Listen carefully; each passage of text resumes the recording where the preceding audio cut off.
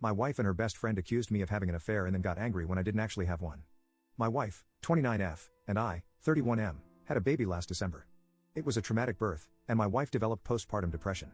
Although she initially planned to return to work after the birth, she has been struggling enough that we decided to wait until our daughter was a year old and then reassess. She has been attending therapy weekly. With my wife at home full-time, I've had to work increased hours. This is something we discussed before making this decision, and she knew about it from the start. A few weeks ago, my boss approached me about a project that would require a lot of overtime in a short amount of time. It would be both financially beneficial and advantageous for my career. I talked to my wife about it, and she agreed that I should say yes to my boss. For the 4 weeks I'd be working on this, my mother-in-law and her best friend, Jessie, 29F, would come to help out with some of the duties that I typically handle. Jessie is a stay-at-home mom with a 4-year-old and a 2-year-old. She started coming over during the day and would watch the kids with my wife. 3 weeks into the project, it became clear that we'd need a few more weeks to get everything together. I went home that night and talked to my wife about it. She said she was okay with it but became very cold in the days after. It was an unusual behavior over the past few months, so I didn't think much about it and tried not to take it personally. During the last week of the project, I arrived home one night and noticed that Jessie was still at the house. I didn't think much about it, greeted her and my wife, and then went to check on our daughter. Before I could reach her room, I overheard Jessie saying something like, "He doesn't even stop to greet you." Definitely a sign. I turned around and asked what it was a sign of. Immediately, my wife started crying, and Jessie accused me of having an affair. She insisted that I must hate my wife because she has postpartum depression and that I'm not attracted to her because she gained weight from the pregnancy. Neither of these assertions are true. I'm doing my best to support my wife through her PPD while also caring for our family. I believe she looks great just the way she is now, and I haven't pressured her for intimacy as she hasn't expressed the desire for it. Jessie then demanded to see my phone. I told her no. She told me that's a sign that I'm guilty. I told my wife that I would let her see my phone if she wanted to. She nodded, and something inside me broke. I guess it was the thought that she actually believed I was having an affair really got to me. That she didn't trust me after everything we've been through. Well, she looked through the phone, and there was no evidence. Jessie started claiming that I deleted the evidence. She began screaming and woke up our daughter, so I told her to get out of the house. Eventually, she left, and I went to calm our daughter since my wife was still on the couch crying. When my daughter was asleep again, I sat down with my wife and tried to talk to her about what's been happening. She told me that she's been worried ever since I started working all the overtime. I reminded her that we had discussed what a good opportunity it was, and she agreed to letting me take on this project. She found it suspicious that we extended the length of the project. I explained that sometimes that happens.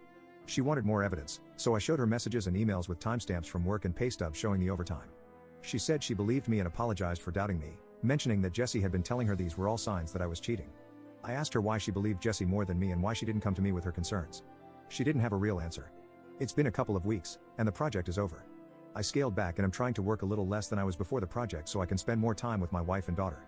However, I feel burnout trying to do everything and becoming resentful because, in the back of my mind, I know that my wife doesn't trust me. I ask myself, what happens the next time I have a project? Or I have to run errands one day? Or if I have a business trip?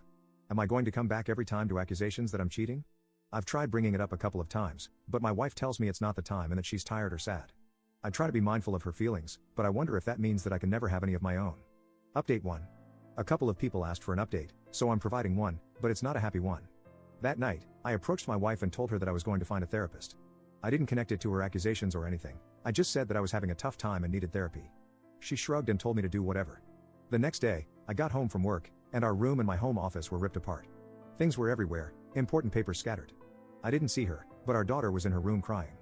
My wife left her alone, and her cell phone's off. I called my in-laws and a few friends, but no one had seen her. I'm starting to get worried, so I called my mom to see if she could babysit while I go out and look for her. Before my mom can get home, my wife gets back. Jessie's driving. Jessie doesn't come in, but my wife does. She's clearly upset and has been crying. I ask what happened. I thought at first the house might have been robbed. She starts screaming at me that I'm being unfaithful and that the therapy is a front so I can meet my mistress. I try to calm her down and tell her that's not true, but she came at me and she hit me. My nose is broken. She kind of realized what she did and sat down on the couch and went comatose, just stared at the wall. I went into my daughter's room and locked the door. Then, I called my mom to tell her what happened. She was already on her way, and my mother-in-law to ask her to come over and take care of my wife. I packed a bag for my daughter, and when my mom got there, we left. My wife didn't even look up. We dropped my daughter off with my dad and then went to urgent care for my nose. I got blood all over my mom's new Subaru. My daughter and I are staying with my parents for a while, and my wife is staying with hers. I am looking into getting a restraining order against Jessie. My wife and I are separating. I love her, but I won't live with someone who hurts me and who could potentially hurt our daughter. I am not proceeding with a divorce yet, with the hope that my wife will get the treatment she needs, and we can work things out. My in-laws told me that they're looking at inpatient treatment at a local hospital. However, I also have everything well documented in case of an eventual custody battle. My heart's broken because I know this isn't my wife, this is a sickness in her mind. But I need to keep myself and our daughter safe and give her the space to recover. I'm hoping that this is the right decision. Update 2. My wife passed away early Monday morning. Convinced by her friend Jessie that I was having an affair, which I did not have, she had a mental breakdown, resulting in my taking our infant daughter and staying with my parents for a while. She was with her parents, who planned on taking her to the hospital for inpatient treatment on Monday. On Sunday night, she came to my parents' house and demanded I give her our daughter. Because she had left her alone for several hours the last time she was responsible for her and had gotten physical with me, I refused. I offered to let her come in and spend time with her while my parents and I were present, but she didn't want to come in and insisted on taking our daughter with her. She was upset but left eventually. A few hours later, she drove her parents' car into a tree and deleted herself. The friend, Jessie, came to see my daughter and me yesterday. After some tears, she told me that she was planning to speak at my wife's funeral. She had already cleared it with my in-laws but was letting me know as a courtesy. I told her she would not be speaking at the funeral. We fought, and she left after telling me that I was an idiot and not the only person who loved my wife. I talked to my in-laws, who were adamant that Jessie be allowed to speak. She and my wife knew each other since they were kids, and my in-laws are close to her. We're all very fragile right now, and I fear that pushing this further would hurt my relationship with my in-laws, which I don't want. Still, the thought of seeing Jessie up there at my wife's funeral makes me feel sick.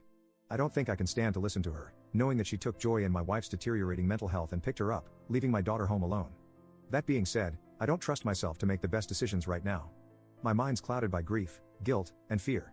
My parents are split on what to do, and I don't have the energy to reach out to my friends. So, I'm coming here again to ask for your advice. Thank you.